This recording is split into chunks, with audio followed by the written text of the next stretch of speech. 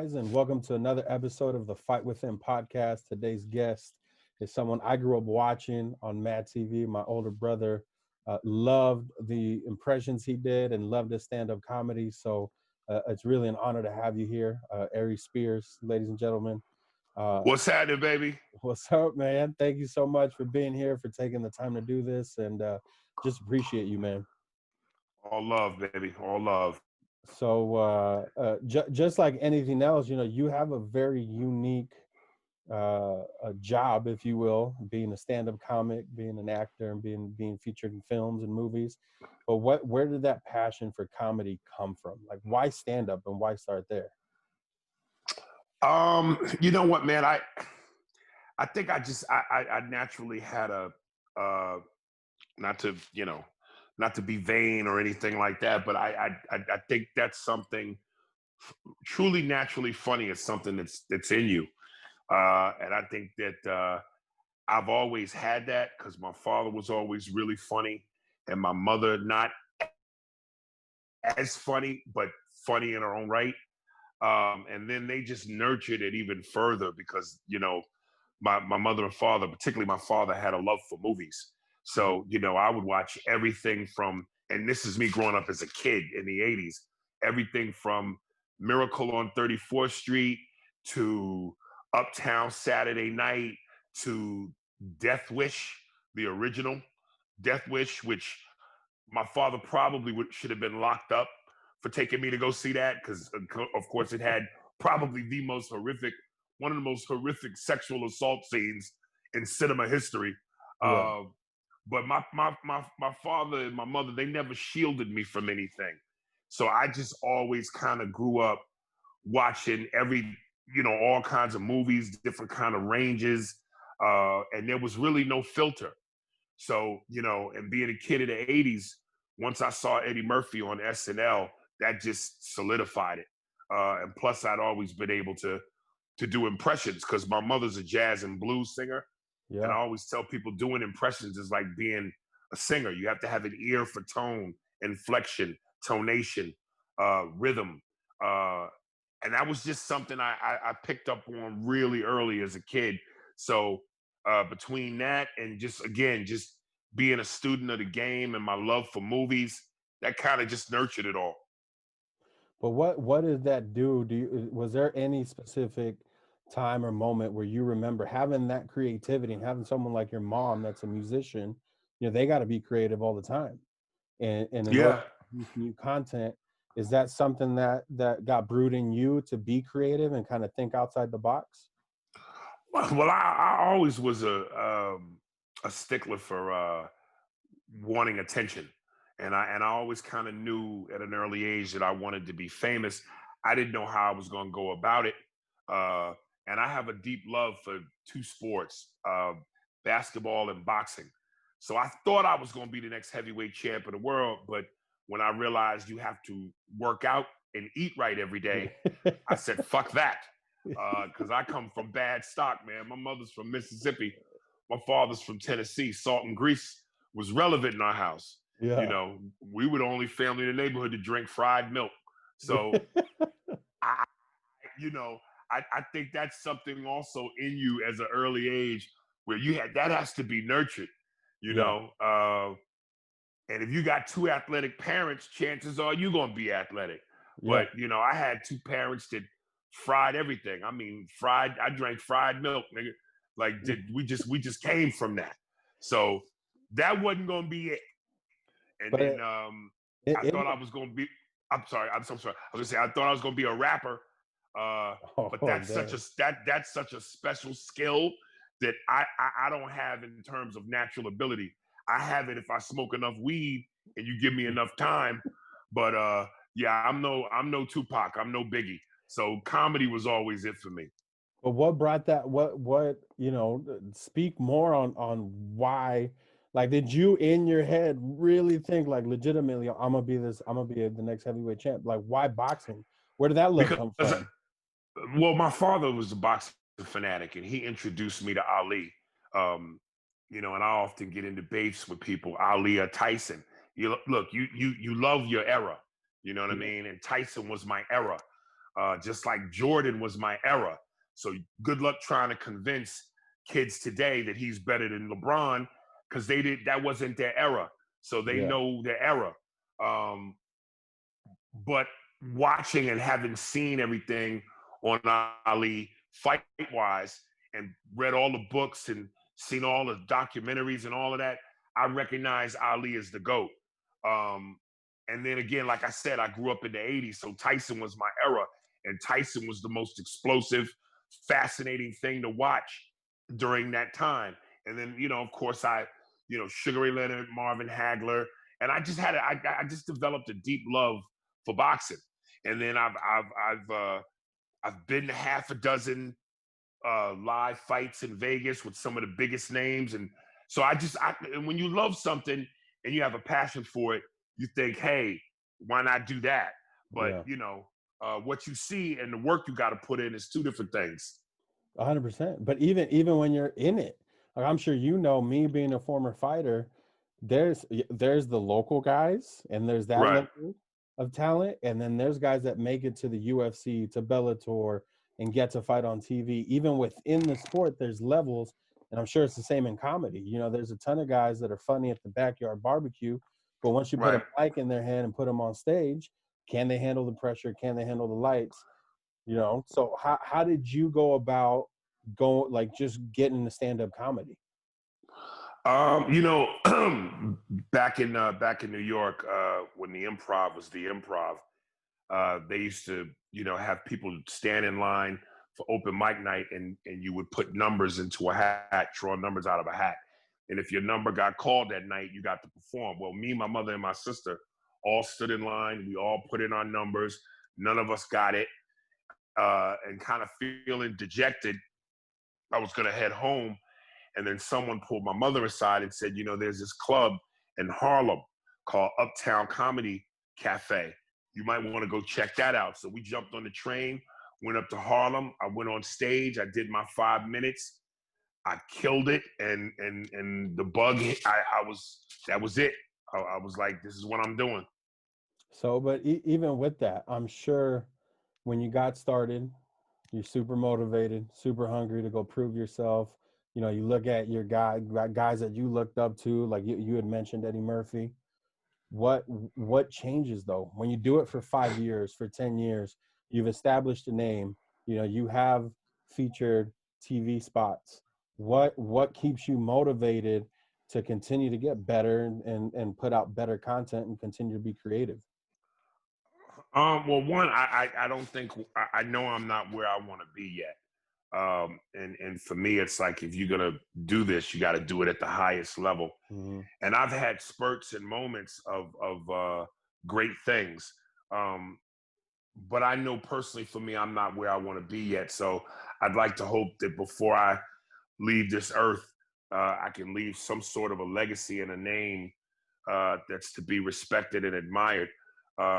So I'm plus I want a yacht. I want to be able to do shit rich folks do. I want to see what that tastes like. It's funny. When I first moved to LA and I was like 17 going on 18, my manager at the time was Norm Nixon. He won a couple of championships with Magic and Kareem, played under Pat Riley. His wife is Debbie Allen, the world famous choreographer, dancer. So being in that world of hanging around with other celebrities, like Norm is best friends with Denzel. So I would go to fights with Norm, hang out with Denzel at his house, be around. I got a taste of that life.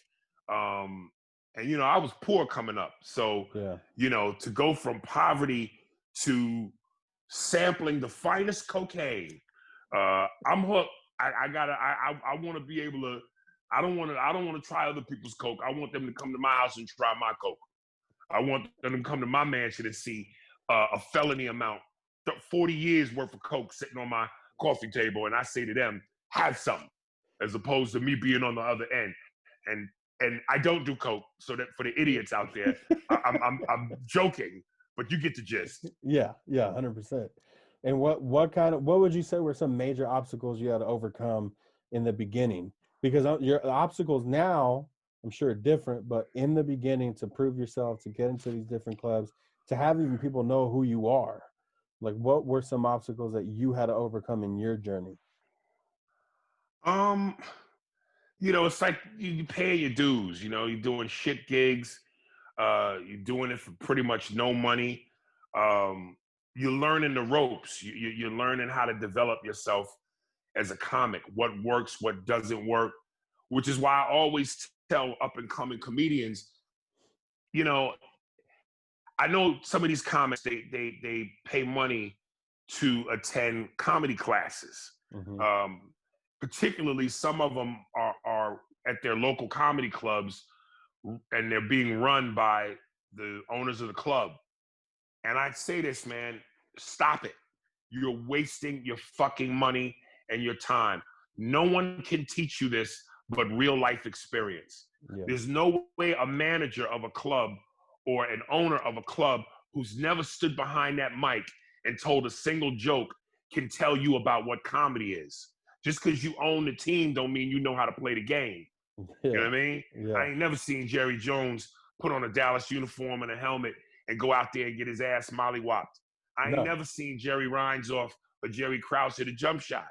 You know what I mean? It's you learn from this as you go, because what you'll learn is, being funny and being great locally in your city can only mean so much. You have to go and so many times when I talk about this, I kind of use sports analogies, Yeah. because while it's a different form of entertainment, it's still entertainment. So there are certain similarities. But it's like once you go out on the road and you get a chance to feel what it's like to play in a different stadium, to see how the Hmm. ball bounces off a different rim in a different arena. You have to you only learn those things going out on the road. How to prepare. No manager of a comedy club can tell you how to deal with a heckler because he's never been heckled. Yeah. You got to know that when it comes to bachelorette parties, that's its own madness. Sometimes, I don't like to sit in the green room like most comics slash celebrities and wait till I'm called on stage before you see me. I'm casing the joint. I'm out where you can see me. I'm casing the room. I'm going, okay, there go the fat bitch right there in case I got to fuck with her. Look at her outfit. Okay, this motherfucker over here in section whatever is drunk and loud. So let me size this motherfucker up in case I got to break him down. So you learn all that going out on the road. But do you feel like now, because you had success, like you said, you've had moments of greatness, do you feel a sense of responsibility to pay it forward, to like to make sure that the guys that are up and coming don't make the same mistakes that you guys did and your generation did? Or is it just a completely different world? Well, I'm not necessarily looking to pay anything forward. I mean, if people ask me, I'm more Sure. than happy to share. Um, but I'm so still learning that I don't know. I don't know if I'm qualified, or should you be taking my advice? Because again, yes, certain situations are the same, but also everybody's experience in some way or another can be uniquely different. Yeah. So and it's up to you to decide how you deal with that. And look, if people are willing to listen and they ask, yeah, I'll give them whatever I can. But um, I don't ever see myself in a light where I'm worthy of you wanting my advice. So you're still humble about it, about Gotta be. your successes and the things you've accomplished. Do you think that this day and age with social media and YouTube has changed the game? Yeah, I mean, it's probably allowed more people in the club that need to be in the club. Yeah. Hollywood is like Studio 54 in its prime. It's the hottest club in town. You can get rich like that.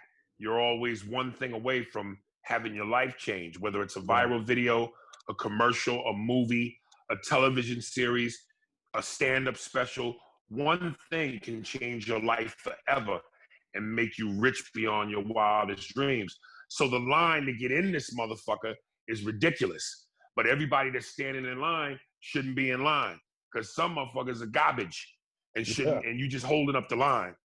But also, again, social media can make you a star for 15 minutes. Whether or not that sustains you, I don't believe so, because at the end of the day, longevity is based off substance. What you do creatively in terms of substance stands the test of time. Anybody can do some silly shit or some juvenile shit and it go viral and be a star for 15 minutes. But then what are you going to do? Are you going to take that one, don't want that one trick pony show on the road?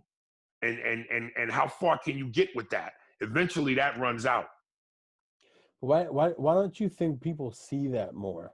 Like there's a lot of people that want to start a TikTok, that want to start a YouTube, that want to start a social media account to try to get that golden ticket, and they want instant gratification. No one wants to work for anything anymore. You just said it. It's instant. Everybody wants microwave success. You know what I mean? Nobody wants to cook the bird up slow. It's like, look, again, when you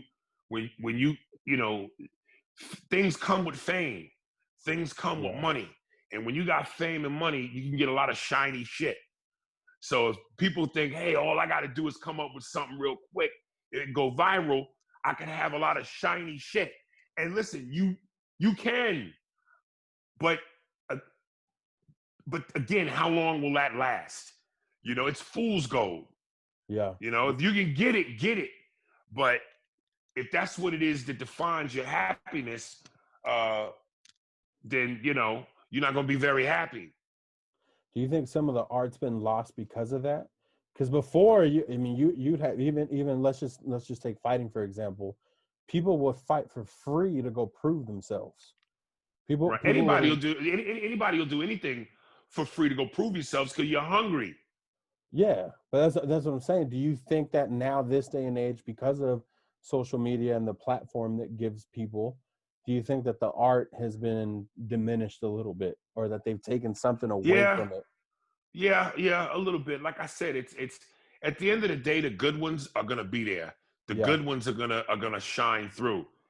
It just makes it harder because there's so many more people that the public has to weed through to go, oh, that's garbage. Oh, you've been fooling me for the last 10 minutes. Or I got fooled, but eventually the cream rises to the top. Why do you think, staying in that and within that circle, because I've seen it in athletics, why do you think it's so hard or harder for people to be genuinely happy for somebody else's success? Even if they came from the same hood, like, oh no, I played in high school with him, he was garbage. And they see him in the league and they're just hating on him. Instead of saying life is horrible, man. Life is miserable. I don't know this cruel trick that's been bestowed upon us, but it's like, it's like you gotta find happiness where you can, because truthfully, 90% of life is just miserable. It's unfair, it's miserable. It's fucked up. I always kind of feel like, life is like one big casino, and we all have a hand to play. Very few of us go on to actually beat the house, when the truth is the majority of us just get to enjoy the 99-cent buffet and the free liquor. You know what I mean? That's as joyful as it gets. But if you work hard enough and you believe in yourself and you fight hard enough, maybe you beat the house. But for you, how do you define success? Like what is success to you? Me being on a yacht with a bevy of blonde white bitches, and on some Scarface shit. No. Listen, man, the older you get, your desires change. In my 20s, I wanted the flash, I wanted all the big shit, and I still do, but not because, hey, I'm looking to show off or anything like that. It's just I like nice shit, and I want to be able to have options, and again, once you taste nice shit, it's hard to go back from lobster to fish sticks. But security, knowing that I don't have to worry about where my next meal is coming from, making sure that my family and my people is straight. Yeah. And listen, man, when you're turning down scripts, when you're going, nah, I don't want to do the sequel to Independence Day and make $20 million plus a 15% back end. When you're doing Will Smith shit, Yeah. yeah, you made it. You made it. Yeah, you good. But what do you specifically, are you genuinely happy for people? Like I was doing some research and saw that you are Right. behind Michael McDonald. You appeared on MadTV the most. Like, does that Mm-hmm. upset you?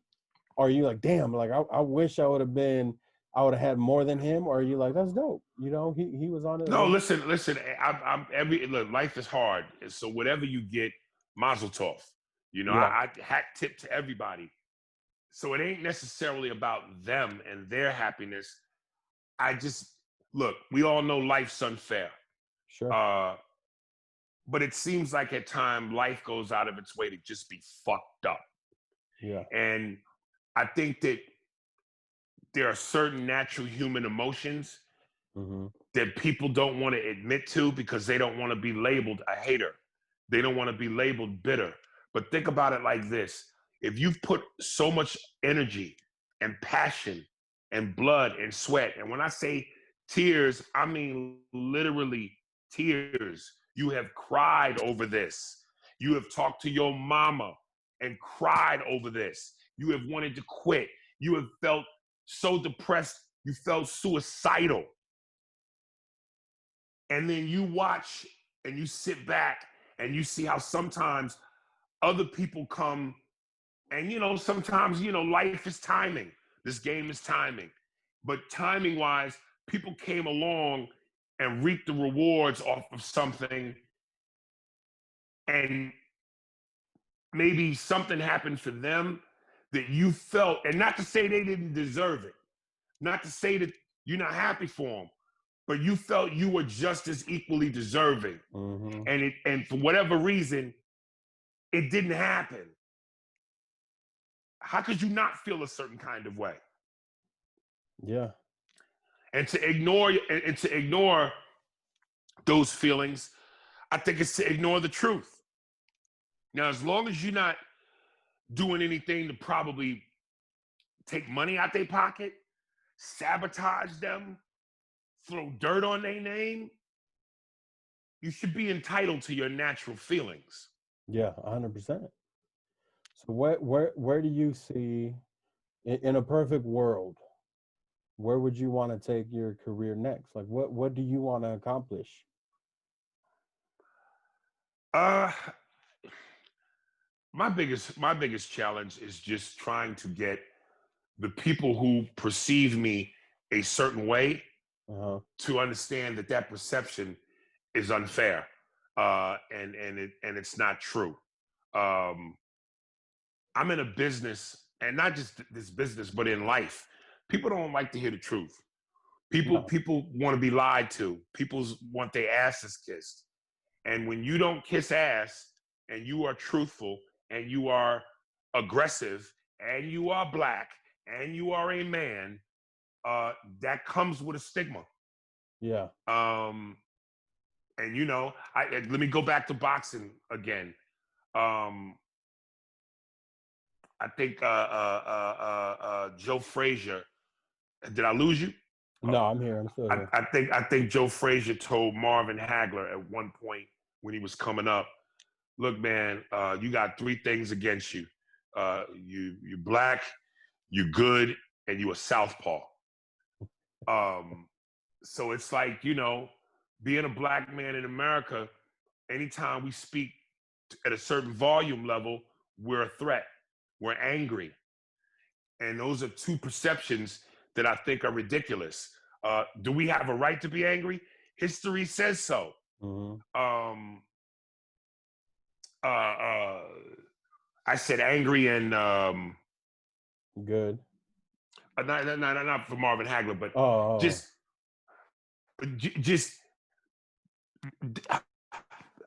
America don't like niggas loud, especially black men, because we're seen as a threat. And that's the other thing I meant to say. We have a right to be angry, but are we a threat? When historically have we ever been a threat? When historically have we ever done any of the things that would qualify us to be a threat? When you look at what history has done and what history has shown as to who really is a threat. Yeah. So it certainly ain't brown men. So yeah, that's part of it in terms of what I'd like to change. I wouldn't necessarily change who I am in that way, because I like to stand on my convictions. But at the same time, you got to know the game you're playing. And I'm in a game where there's a lot of landmines around me. So I would step a little bit differently. What would you tell your younger self? Knowing what you know now, and I know sometimes, that's not a fair question, but No, it's a very fair question. You have the knowledge now. You have the know when to shut the fuck up. So, but that's at the same token, that's gotten you to where you are, and that made you, if that's who you are naturally, and that's how you want to perceive yourself and carry yourself and handle yourself. People should know that. I think too many times people do the opposite. They try to kiss ass. They try to stay quiet. They don't speak their mind, and then they don't get what they want. Then when they're about to die, they say, "Oh, well, my dreams are going with it." It's like, why not do it? I feel like right now is the perfect time to do the things you want to do. We have access to a ton of information. There's people like you. Like, if people don't know, I've reached out to Aries on freaking Instagram. And I say, hey, man, here's what my podcast is about. I grew up watching you. I love your comedy. Would you come on? He didn't big time me. He didn't say, no, who the hell are you? How many listeners you got? He said, yeah, I'll do it. You say, let's just set it up. Why that attitude? But see, that's what I'm saying. The perception of me is I'm an asshole. I'm a diva. I'm difficult. I'm all of these things that I'm really not. I just don't play the Hollywood game. I'm quiet. I'm aloof. When I'm not on stage, I'm not cheesing and grinning like most people expect comedians to do. Yeah. I wear an Ice Cube scowl on my face. Yay, yay. So the perception is that I'm this dude, when the reality is I'm one of those humble, down-to-earth motherfuckers. I just don't like the phoniness of Hollywood. I don't like the bullshit. I don't like the politics. I don't like the racism. I can't stand it. I'm a straight up type of dude. One of the reasons why I love Mike Tyson so much and Dennis Rodman is because what you see is what you get. There is no fake facade. There is no, I wonder what he really means. When Mike tell you, I'll fuck you till you love me, faggot, that's what he meant. Yeah. You know what I mean? That's what he meant. Now, granted, he was going through a phase in his life where I'm sure when he looks back on it now, he regrets that. But that's part of the beauty of who and what he is. Now he's found his feng shui, and he's a calmer, cooler dude. And we love him for it. But we also love him for the other shit too. So I'm keeping my fingers crossed, hoping that at some point, me being me will outlast the stigma and the other bullshit, and the truth can come to the light as far as who I really am and how people versus what people perceive me to be. But why do you think, I mean, just throughout this whole interview and things I've watched in the past, you're very well-spoken, you're intellectual. Why do you think people are threatened by that, by a black man that is well-spoken, has knowledge? I'm the greatest. I'm a bad man. I shook up the world.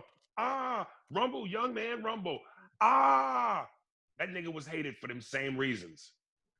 But why? Why is that looked at as a threat? Because black men are supposed to be quiet. We came from remember, before Ali, the greatest heavyweight champ, black, was Joe Louis. Yeah. Joe Louis came from an era where when he promoted a fight, he was, how you doing? I'm Joe Louis. Come see me fight. It'll be great. He stood in his place. He wasn't loud. He wasn't boisterous. Yeah. We never seen that till we seen Ali. And when Ali did it, he made other black men in America go, you know what? I am beautiful. I can be loud. I can stick my chest out. I can put my chin up. I can be confident. So that changed everything. And you know, again, when niggas is loud, we seen as a threat. But then when that's gone, now everyone wants to say, "Oh, go look at the tapes. He was so great."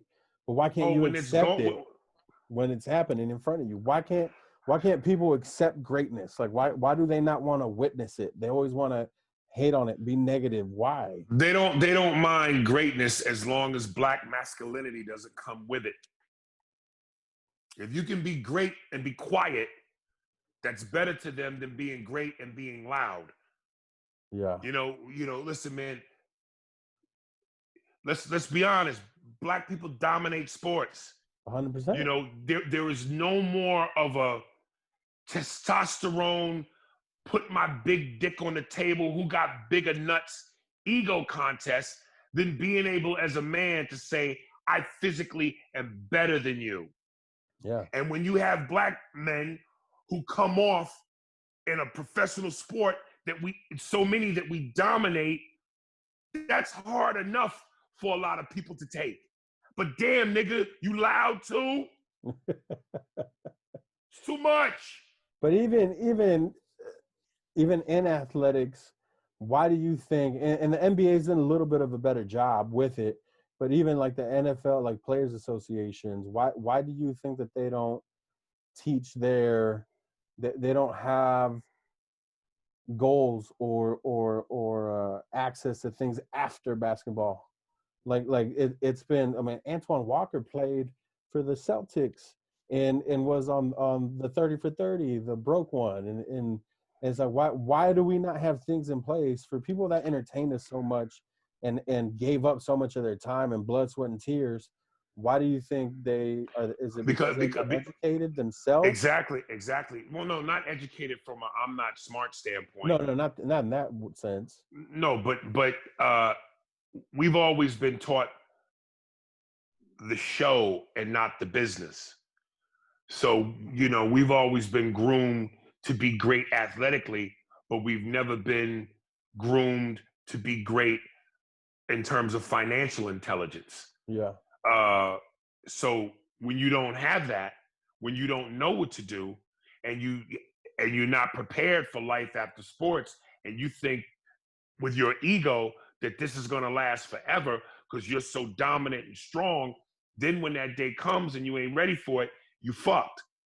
So the two have to be as equally as important. Financial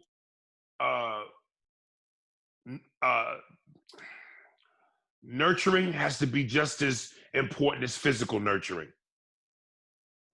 So just having that knowledge and making sure that people educate them on what to do or how to be responsible with certain things after they're done. Exactly.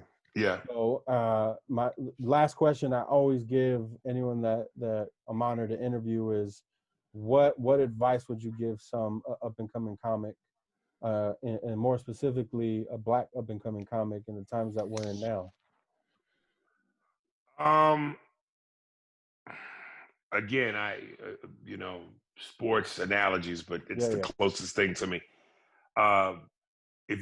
Whatever it is you do, comedy, whatever it is you do, it's like being in a 15-round fight.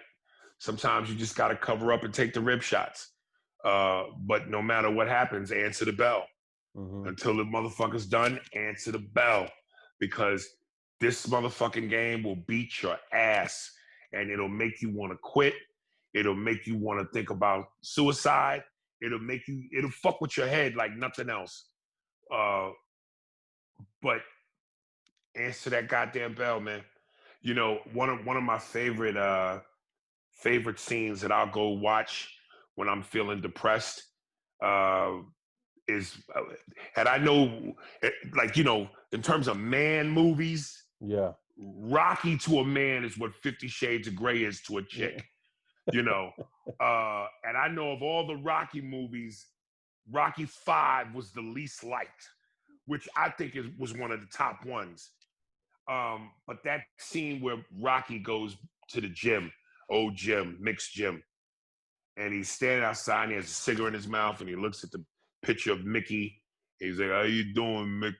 And he goes into the gym and has the flashback of Mickey telling him about being ready for life and the fight with Apollo, and you know, uh, he goes, he gives him his neck chain with the boxing glove medallion. He goes, "It's gonna be like an angel in your ear. Whenever you get hurt or you feel like you're going down, this angel's gonna whisper in your ear and say, 'Get up, you son of a bitch, because Mickey loves you.'"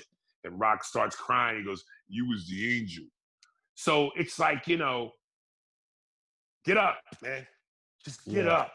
And incidentally, again, this is how, if you really know boxing, Sylvester Stallone, who's a great writer, who wrote the Rockies, or at least the first one, he ripped that whole scene off the actual dialogue from Customato to Mike Tyson. Oh Customato wow. actually said those words to Mike Tyson about an angel on your shoulder and I want to look out for you. So he totally ripped that from Mike and Damn. Customato. Yeah. That is insane. Did you have a customato? Like, did you have someone you looked up to or someone that was involved that motivated you like that? I wish I did. My mother pushed me in the right direction and instilled that confidence in me. So she's the closest thing. Uh, but where you're at when you get started versus where you are when you're in the thick of things Mm-hmm. is very different. And once I got in this business and I got into the thick of it, I wish there would have been someone who could have pulled my coattail and maybe said, "Hey man, you don't do this, you don't do that. This is when you need to shut the fuck up." So everything I've gone through, I've learned as I go. And it's fucked up because sometimes you make some mistakes that you can't take back. Yeah. Dang. Well, Matt, again, appreciate your time. Thanks for coming on. And where can people find you? Do you have anything that's coming up that you want to promote or shout out? Yeah, make sure y'all support my podcast. It's called Spears and Steinberg, The Jew and the Jerk. It's available on all streaming platforms. You could always DM me on my Instagram under Aries Spears, blue check mark verification, so you know it's me. And I'll DM you the links. If you DM me, I'll send you the links. But all streaming platforms, Google, Apple, Spotify, all the platform apps. And yeah, man, that's pretty much it, brother. All right, man. Cool. Well, again, man, really appreciate you. Thanks for coming on. And we look forward to more and wishing you nothing but success. And remember, guys, that everything was impossible until someone did it. This episode of the podcast is brought to you by Kingdom Nutrition. Make sure you guys go and visit their site over at kingdomnutrition.com and enter promo code MFW10 to get 10% off your next purchase. Kingdom Nutrition carries the best sports supplements on the market. They manufacture and curate their own line of supplements with the highest quality ingredients, including a lean protein, weight gainer protein, pre-workout, BCAAs, and an array of other products. They've recently created the world's first vegan chickpea protein, and it tastes amazing. I'm a big dude. I like food, and I like chocolate. So when they told me it comes in chocolate and vanilla, I got really happy. But if you're a workout enthusiast and you want to change up your diet, change up your protein, go check out their vanilla chickpea protein. It mixes well with anything. It'll blend great with a smoothie. So to get your hands on any of these products, just make sure and go visit kingdomnutrition.com. Remember to enter promo code MFW10 and get 10% off your next purchase. Let's go.